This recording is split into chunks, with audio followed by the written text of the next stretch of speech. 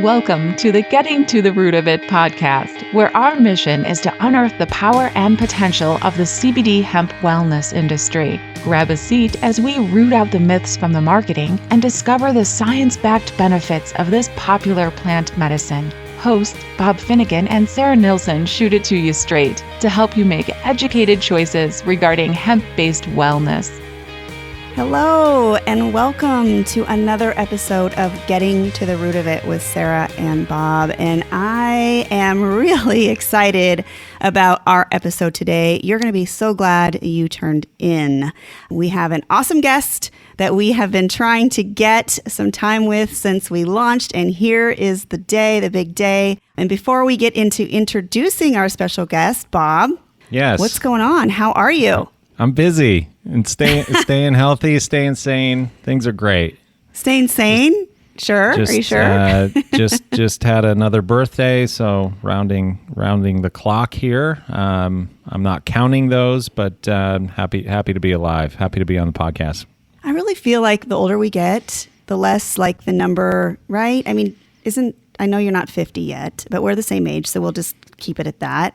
But doesn't it feel like, I mean, even though I remember my parents being this age, that was old, but now that 40 is the new 30, the whole thing. Yes. I mean, but we give it away when we talk about going to the mall and our, favorite 90s bands. I mean, we talk about landlines and acid wash jeans. Yes. Yeah. Microwaves. Yeah. Okay.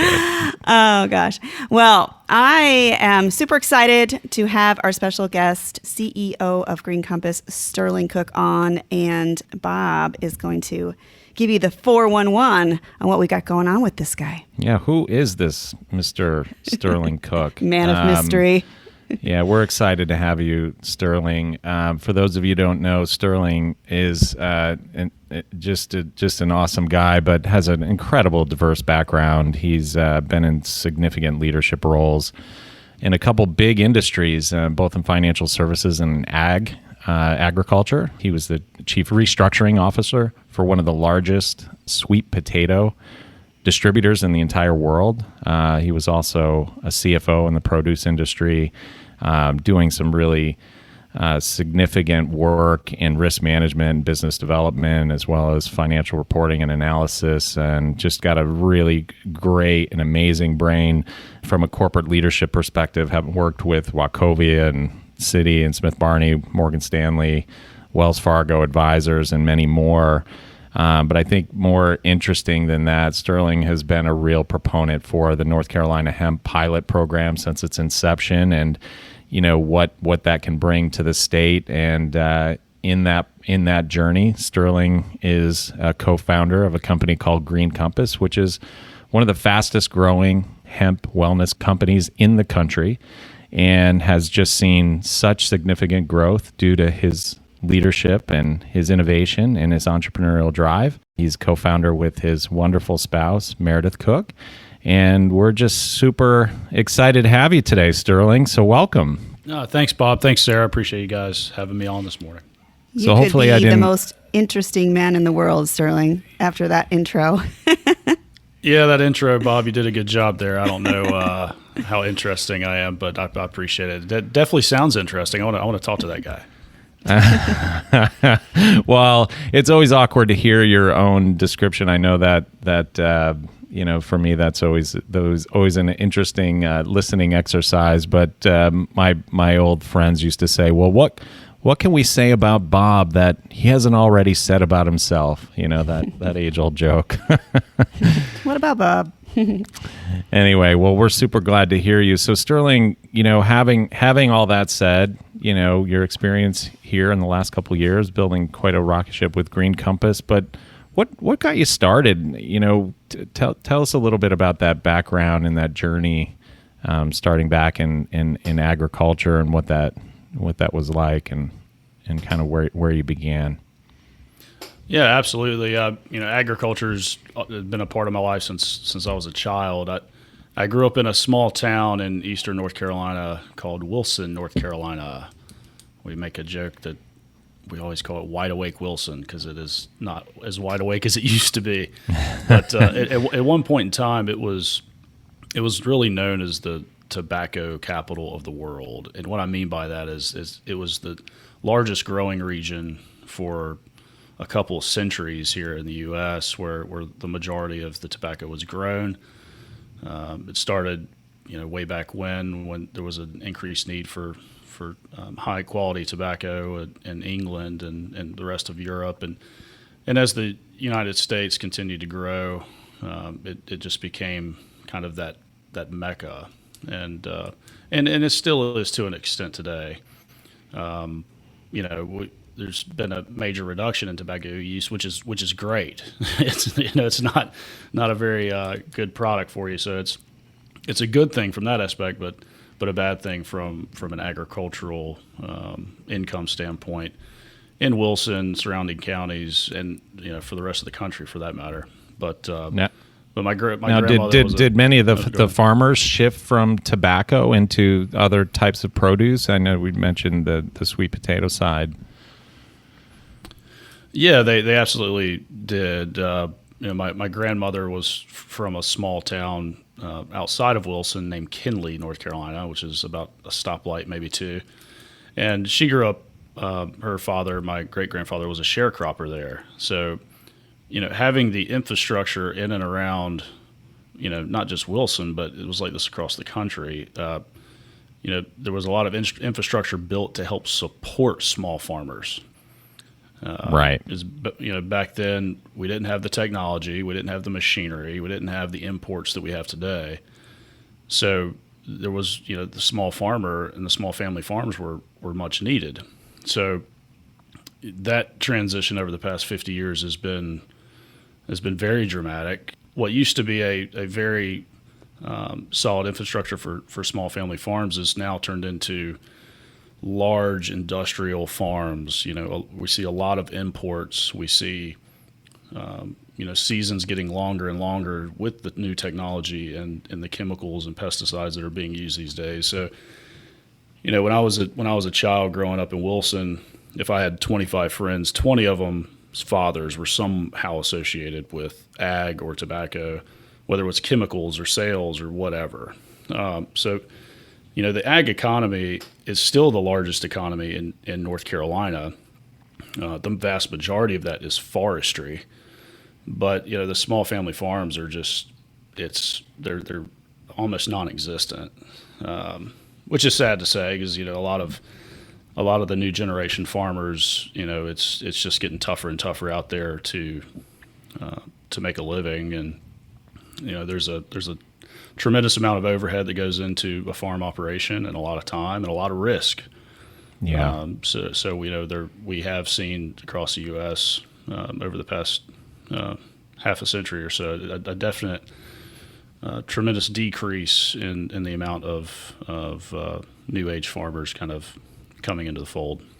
So What big is that? big tech, big pharma, big agriculture, all part of the trend line here, and it is sort of sad. I can imagine with that infrastructure and with your friendships and your family having really supporting each other in that community and those small farmers. It's really in your blood. It sounds like it's part of your passion.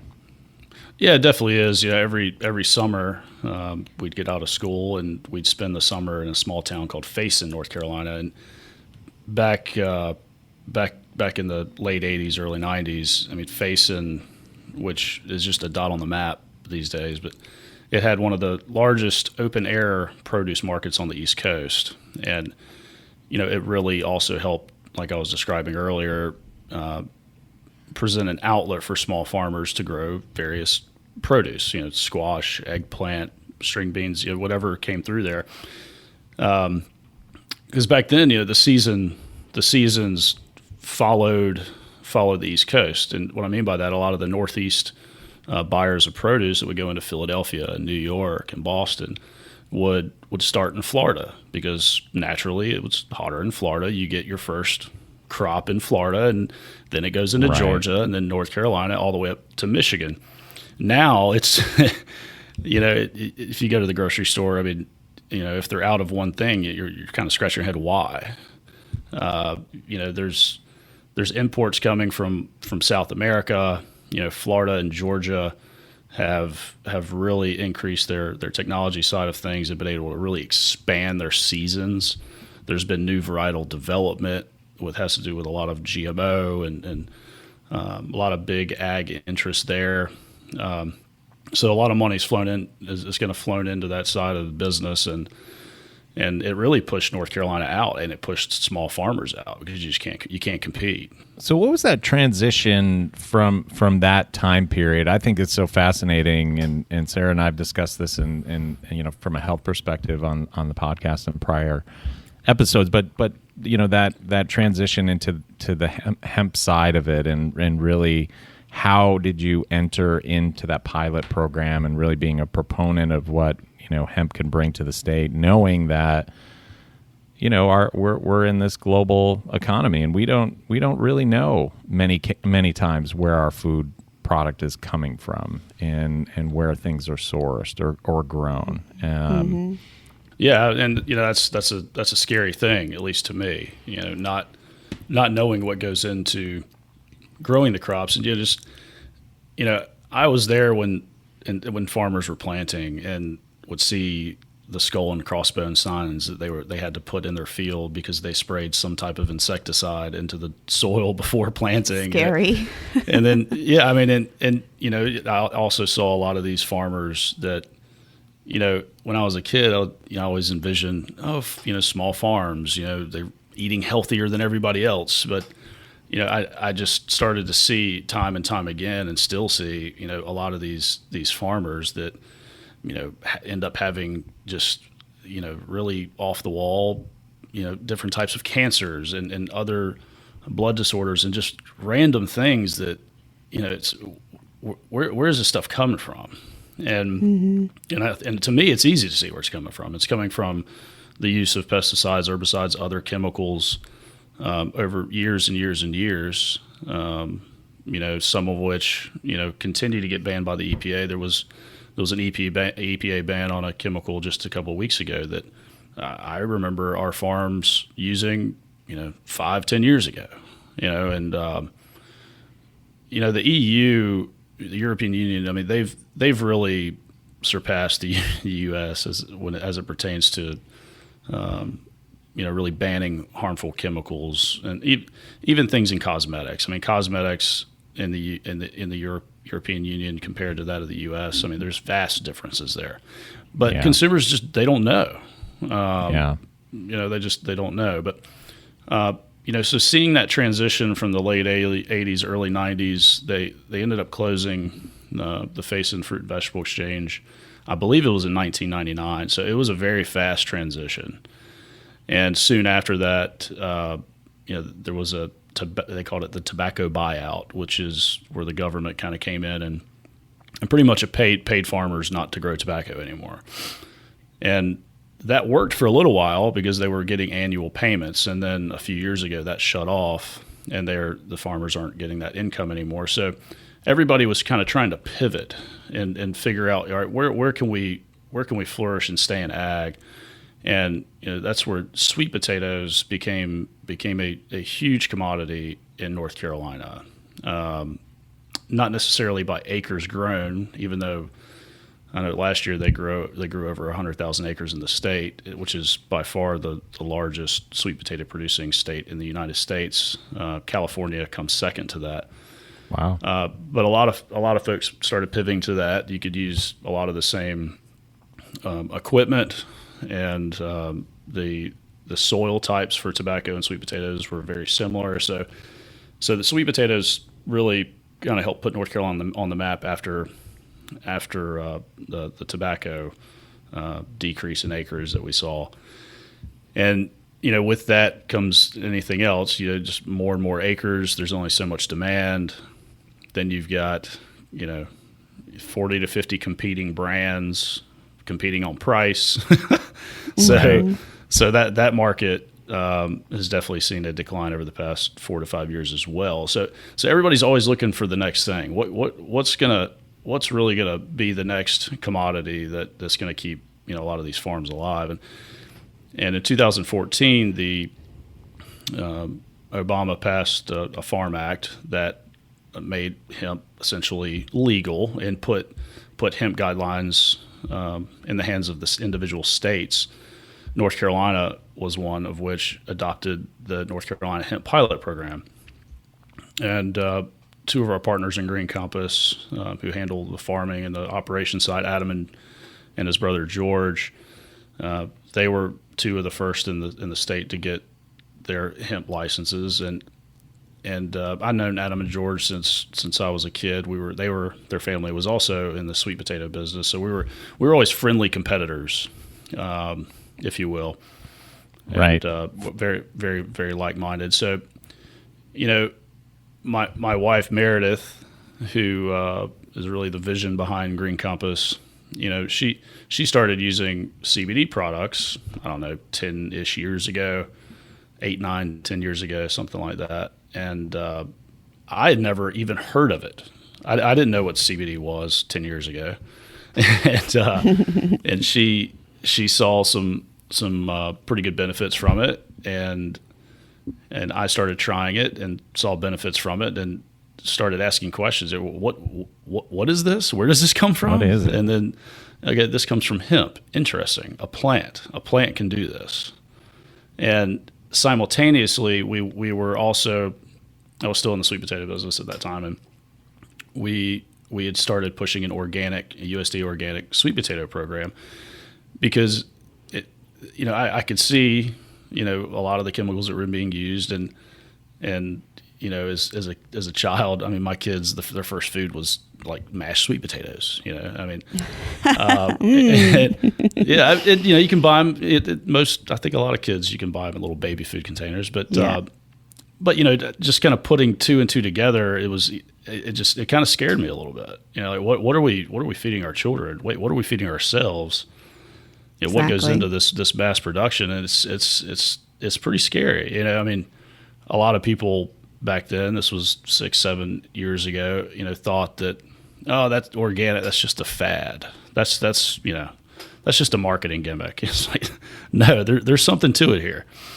But well, in many ways, isn't it a little bit of a marketing gimmick? I mean, the word organic, I think, has a lot of different meaning to a lot of different people and audiences, and seems to be sort of frivolous. I think the average consumer doesn't know what, some of the things that you're talking about, which is incredibly fascinating, but isn't as familiar with the power of hemp and CBD and the benefits that it can bring, but also doesn't know what quality really means and what organic really means and what it takes to get there. Is that something that you see as well? Do you think there's still education out there? Absolutely. There's a ton of education that needs to be given to the consumer, and organic is thrown around by various firms marketing different products in a way that they shouldn't. Kind of like what is all natural. Yeah. All natural flavors. It sounds great. Oh, it's organic. Okay, what does that mean? Is it certified organic? Is it USDA organic certified? I mean, there are major differences there. So, I mean, I know when we personally shop, every item that we look for that little green label that says USDA organic certified on it, because I know what goes into that, and it is a very, very tedious process. And that's why a lot of these large farms with this vast infrastructure, they can't just move into USDA organic overnight. I mean, they're set up a certain way, and that is to produce volume. And they are set up to produce beautiful volume. And what I mean by that, whenever you go into the grocery store and you look for apples or pears, what do you buy? The one that looks the best. Mm-hmm. And that all comes from chemicals, pesticides, herbicides used in the growing process. I mean, plants just don't grow beautiful like that. I know I have a pear tree in my backyard, and it doesn't look like the pears I can buy in the grocery store. So, it's how do you sell something that doesn't look good? You've got to educate the consumer on what that means, and that it's okay if it has a blemish here or there. It's about what you're consuming and putting in your body that is the most important. So, I think there's a ton of education that needs to be done there. And the whole thought philosophy of picking beautiful produce and vegetables and fruits probably needs to change. Because what looks good to the eye isn't necessarily good for the soul. So with Green Compass, is that USDA certification and process something that you employ today? And if so, what goes into actually acquiring that certificate? What does it mean to the customer who buys your product? Absolutely. I mean, 100% of the hemp that we grow is certified USDA organic, and I'll kind of tell you why that's very, very important for us. So, when I started researching CBD and hemp, and then hemp became available to grow, I mean, there's a number of things you have to consider. You have to consider varieties. Are there varieties that will flourish here in the state? Do we have the right soil types? Do we have the right water sources? Do we have the right equipment? Do we have the right labor that we need to make sure that we're successful? And along with that, the post-processing side of hemp is a whole nother animal in itself. There's multiple ways to extract the oil. There's multiple ways to formulate product, to clean it up, to refine it. And reading about hemp, it's a very interesting plant. And hemp was grown here in North Carolina for years and years and years, back before it was banned during the Prohibition era, because it was kind of grouped in together with marijuana, because they're both of the cannabis family. Right. But back then they weren't necessarily using it for CBD, although I have seen old newspaper articles and clippings from certain people that show hemp oil being sold in old newspapers for various elements, which is kind of interesting in itself. I mean, hemp has been used, and hemp oil has been used for thousands of years across the globe. But back then in North Carolina, it was mainly used for textile purposes: rope, sails for boats, paper, you name it. But hemp is a scavenger plant, and it's what's known as a chemical accumulator. It's an amazing plant. It can literally heal the dirt and the air. And what I mean by that, if you plant hemp in the ground and there's been pesticides and herbicides used on that land for years and years and years, it's going to find it. And it absorbs it and cleans it out of the ground. And it is then, those chemicals can be found in various parts of the plant: the flower, the leaves, the stalk, etc.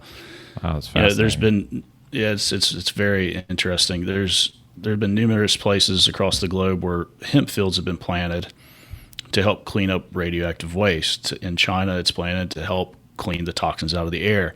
So it's an amazing plant, but if you're not careful what you're doing, or you're using parts of the plant to create various CBD products that were not properly vetted, I mean, you're going to find those pesticides and chemicals in your product. So George and Adam, their grandfather, they're sixth generation farmers, and their grandfather had been growing organically since the late 70s, which was really unheard of back then. Wow. So they have access to acres and acres of land that is clean, that is organic, that has not been used that hasn't had any type of chemical usage for 30, almost 40 years. So the USDA organic certification starts with the actual farm. The land that you're growing products on, they've had to have been organic in nature for at least 3 to 5 years before you can even grow a crop to have it certified. And then so the actual ground, the actual soil needs to undergo that for 5 years. Absolutely. And there's what water about, testing. Surrounding land? Do they have precautions so that if you're downhill from another farm or anything like that? They do. They have precautions to cover all of that. They pull field maps. You have to have auditors come on site.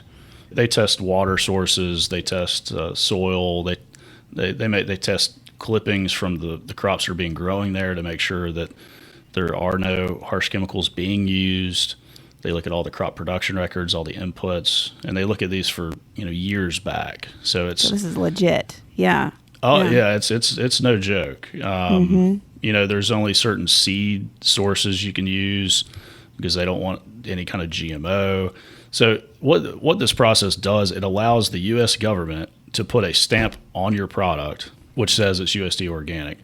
That means a tremendous amount more than just somebody labeling using the word organic on a product. That, in my opinion, doesn't mean anything. Right.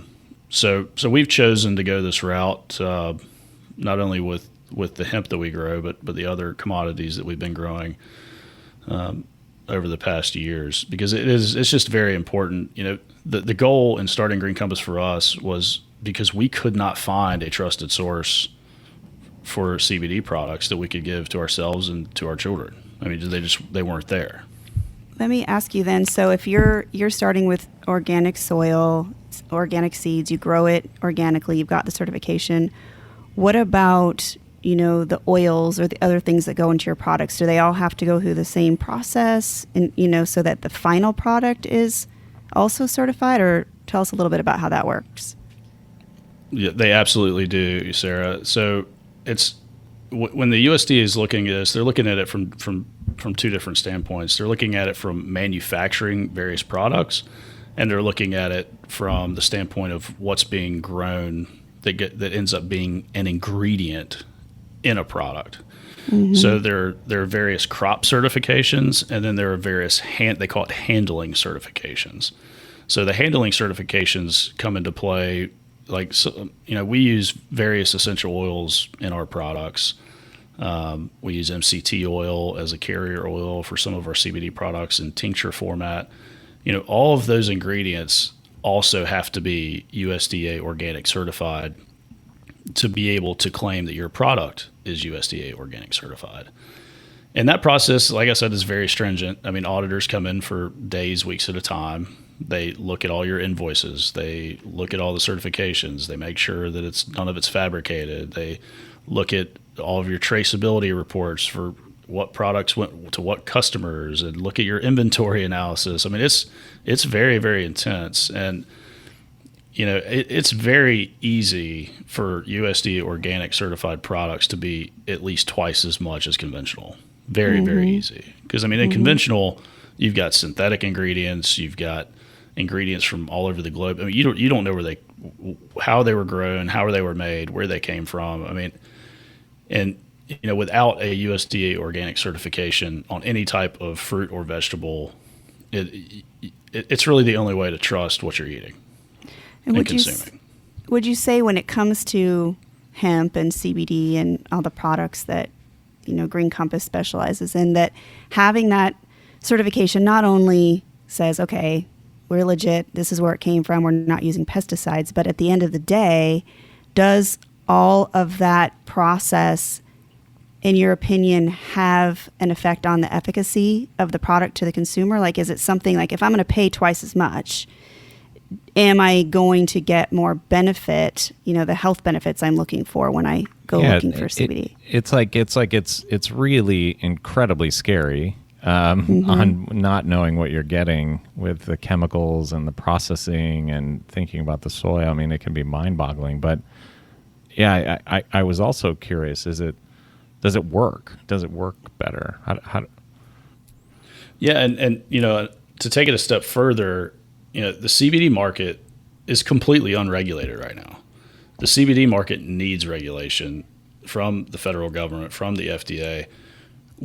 The stance we take, we want the FDA and any other government agency to look at Green Compass and say, guys, do it like Green Compass is doing it. That's always been our stance, because we're in this for the long haul. And I know there are a lot of brands and a lot of folks out there that they're kind of treating it as a gold rush. CBD was a major buzzword a couple years ago, and it still is, because people are seeing the profound benefits from these products. But to answer your question, being an unregulated industry, meaning there's literally no regulation around manufacturing or growing practices at all, and to put non-organic products on top of that, it's really scary.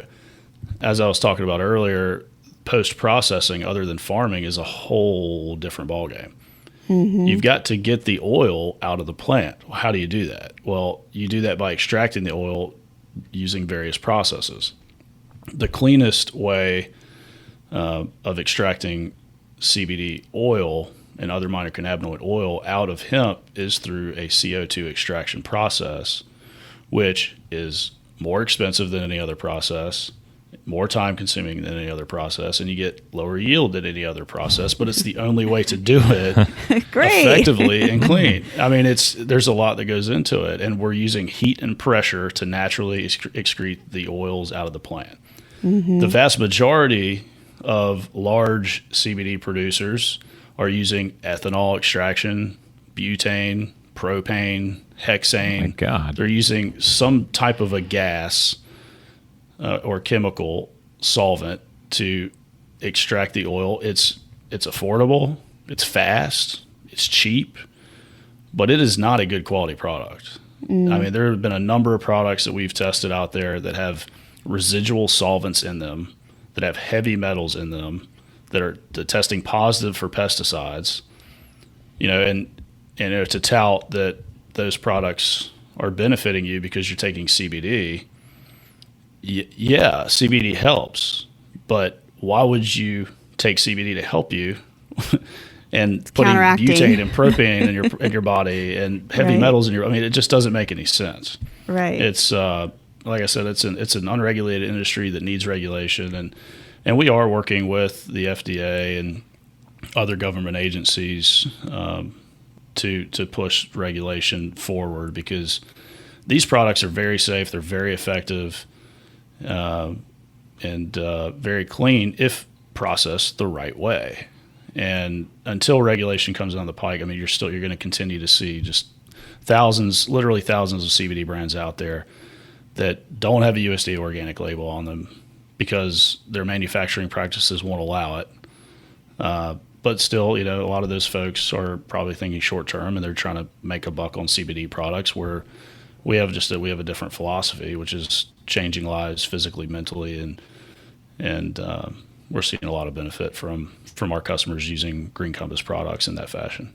Do you see that in the future, when the FDA comes, knocking and really sets in motion some of the, stricter regulations and stuff, what do you see that doing to the overall industry? The players that are maybe not doing things ethically are going to be, forced to shut down or pivot or start the organic process? Or what do you see happening, like, to the big picture of the hemp industry when the regulations start tightening up?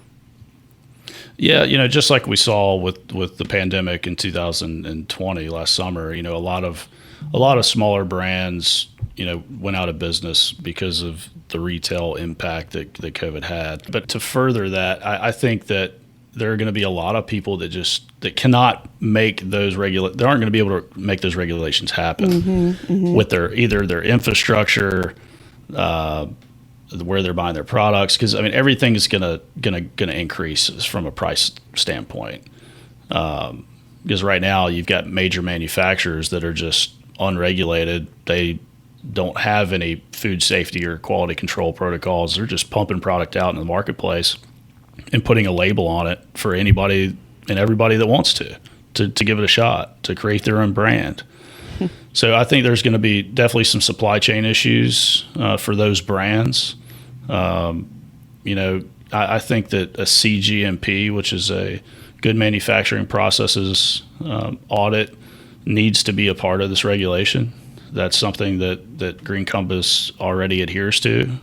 We have 3 full-time quality control people. That's all they do, is ensure that we're accounting for every part of our process day in and day out, from the farm through the extraction, through the lab, through bottling, through fulfillment.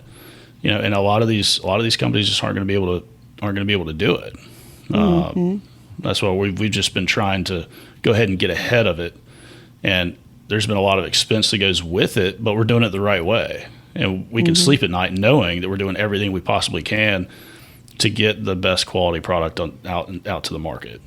Yeah. I think it's so interesting that you're in a position as the CEO of this company saying, hey, we're excited about regulation. Most I don't think most people would think in that way. In other words, they would be thinking that regulation would be a problem, where you see it as a strategic advantage due to the investment that you've already made and the leadership position that you already have. I think that's a huge statement, Sterling. Yes. And on behalf of the consumers and everyone who, is just learning about hemp and CBD, we just appreciate knowing that there's a company out there that really cares not as much about the bottom line and the yield, as you say, but, really putting out a product to market that is going to help people feel better. That you can trust, yeah. And that you can trust.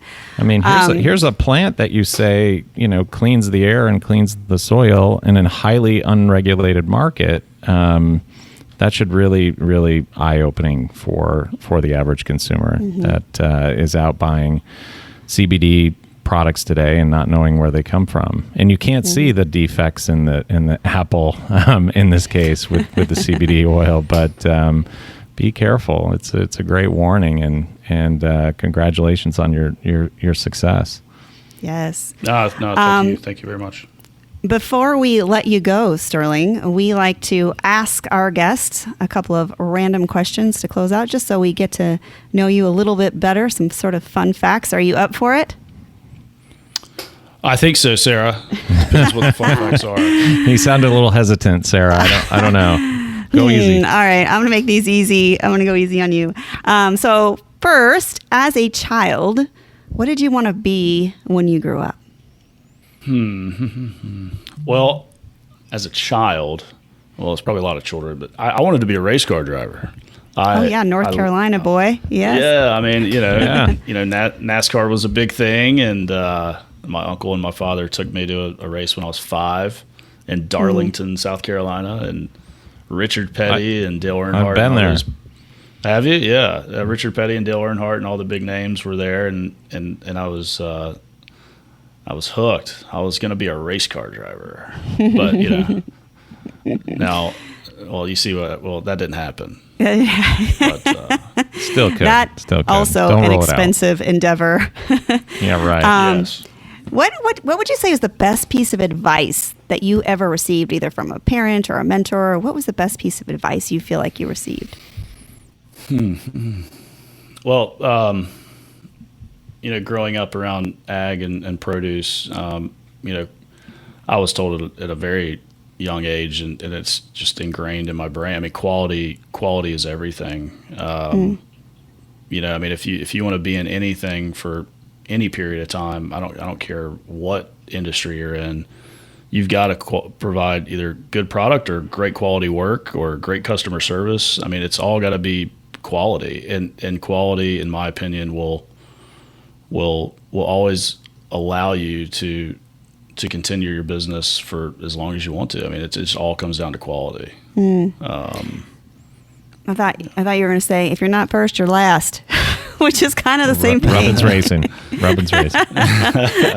Shake and bake. Yeah. No, I mean, I always say that price is only an issue in the absence of value. You got to have that quality. You got to be able to explain the quality and the differences. And but you pay for what you get. True. My dad always told me that. All right, last question. Now, everybody has some kind of secret talent. So, Sterling Cook, what's your secret talent? Secret talent. Well, if you were to ask my kids, my secret talent they learned this summer is I have some pretty awesome skills on the diving board. Oh, yeah. Pool. Oh, yeah. Were you a swimmer or on the swim team or anything growing up? No, I lived on the diving board. That's where I was. No, I think I scared my wife Meredith this summer doing some things that she thought I shouldn't be doing. But yeah, diving board. Oh, that's funny. I remember when I was young, my dad paid me trying to teach me how to swim. He told me pay me $10 when I could jump off the diving board and swim to the other side of the pool, just so I would get over my fear of it. And I was all about the $10, so I did, and that was probably the last time I ever got on a diving board. No, I'm not saying I'm anything. I shouldn't have been in Tokyo or anything this summer. I'm not saying that. Oh, well, thank you so much for spending some time with us. I feel like, we could dive into this for another couple of hours. And if you're willing, we'd love to have you on another episode in the future and, discuss some more aspects of what you're doing in the industry, what you're seeing going on, and really how Green Compass is supporting, just elevating the quality and pioneering so many things in the industry. We really appreciate what you're doing and your time today. Absolutely. Thank you guys for having me. Wonderful conversation. Yes. And thank you, everybody, for listening. We hope to have you tune in next time. And for now, be well. Thank you for listening to Getting to the Root of It. If you enjoyed today's show, visit gettingtotherootpodcast.com to access information about our guests and to sign up for our newsletter. Be sure to rate and review us wherever you listen to your favorite podcasts.